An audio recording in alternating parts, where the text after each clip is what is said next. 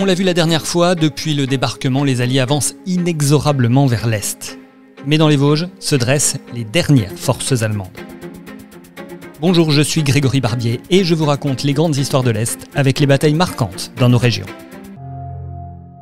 L'euphorie du débarquement allié et la débandade allemande ont pu faire croire que la partie était déjà gagnée. Mais c'était sans compter sur de gros problèmes matériels.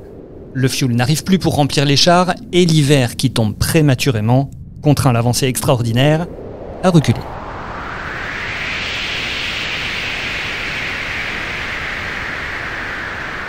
Ainsi, les troupes alliées, dont celles de la 3e armée américaine de Patton, qui ont pris Neuchâtel le 2 septembre, sont obligées d'abandonner la ville dès le lendemain.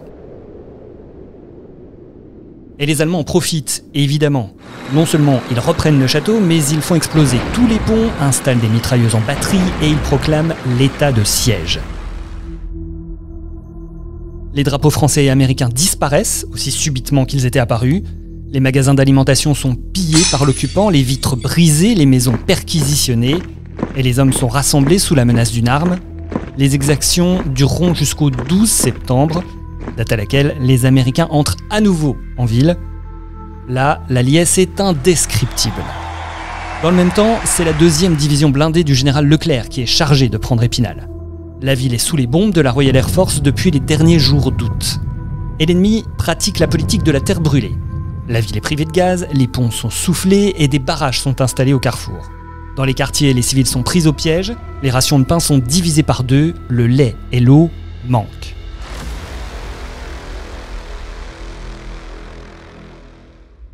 Venues de Vesoul, les troupes du général Patch s'approchent de Bain-les-Bains et elles montent ensuite en direction d'Épinal. Ce 22 septembre 1944, les New-Yorkais du 180e régiment d'infanterie font tomber la principale défense de la ville. Et le lendemain, la Moselle est franchie. 2 jours plus tard, le 24, les Allemands ont quitté le secteur en fusillant, avant de partir, 12 civils. Et ce n'est pas le seul endroit où les Allemands vont déchaîner leur haine. Avec le retard de l'offensive alliée, les Allemands ont le temps de mettre sur pied un plan d'anéantissement préventif des maquis vosgiens. C'est l'opération Waldfest, fête de la forêt, voulue et personnellement supervisée par Himmler. D'août à novembre, les SS sèment la terreur. Point d'orgue, les 2 grandes rafles du 24 septembre et du 5 et 6 octobre.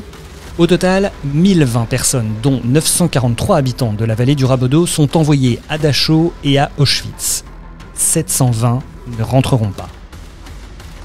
Et à ce sinistre bilan, il faut encore ajouter tous ces résistants exécutés sur place. Les fermes brûlées, certaines avec leurs occupants. Les villages incendiés aussi. Aucune région ne supportera une proportion supérieure d'hommes et de femmes déportés par l'ennemi, de patriotes fusillés et de pauvres gens chassés de chez eux.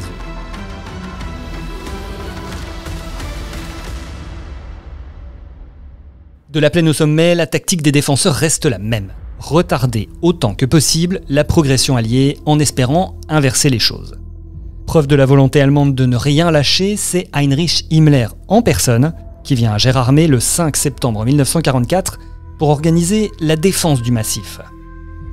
À la ville La Chevalier, au bord du lac, il donne un ordre, tenir jusqu'au printemps. Pourquoi jusqu'au printemps? Parce que d'ici là, les nouvelles armes seront opérationnelles, affirme-t-il.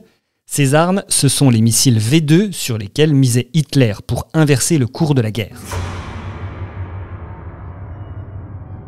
Chassés de la plaine, les Allemands vont lutter mètre après mètre sur les contreforts des Vosges pour respecter les volontés de l'état-major. Bruyères, noyé sous 35 000 obus avant l'assaut, est délivré par les troupes venues d'Hawaï le 15 octobre 1944 après de rudes combats. 863 soldats américains y sont morts. Remiremont était tombé quelques jours avant, le 23 septembre. Reste donc le secteur sud du massif, du Tillot à Cornimont. C'est le dernier refuge possible pour les Allemands qui entendent bien s'arc-bouter sur la ligne de crête, cet ultime rempart avant l'Alsace. En octobre 1944, l'armée française se lance à l'assaut du Haut-du-Fain à 1000 mètres d'altitude, épaulée par le 6e régiment de tirailleurs marocains. De contre-attaque en contre-attaque, la bataille va durer plus de 10 jours. Et le 27 octobre, le verrou saute. Les hommes ont tenu bon, dans la pluie, dans la boue. Les Charmes, Le Tauly, Gérardmer, Épinal, la Bresse, Saint-Dié ont été plus ou moins réduites en cendres avant même d'être libérées par les Américains. Des poches de résistance allemandes griffent encore le territoire, notamment au Valtin, qui ne sera libéré que le 4 février 1945.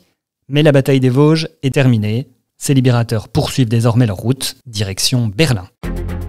C'était Les Vosges, dernier rempart pour les Allemands, un texte de Jérôme Estrada issu du livre qui s'appelle Les Grandes Batailles.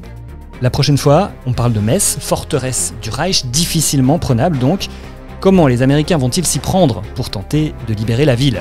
Les Grandes Histoires de l'Est, c'est sur toutes les plateformes de podcast. Abonnez-vous pour recevoir tous les épisodes gratuitement et automatiquement. À dans 2 semaines.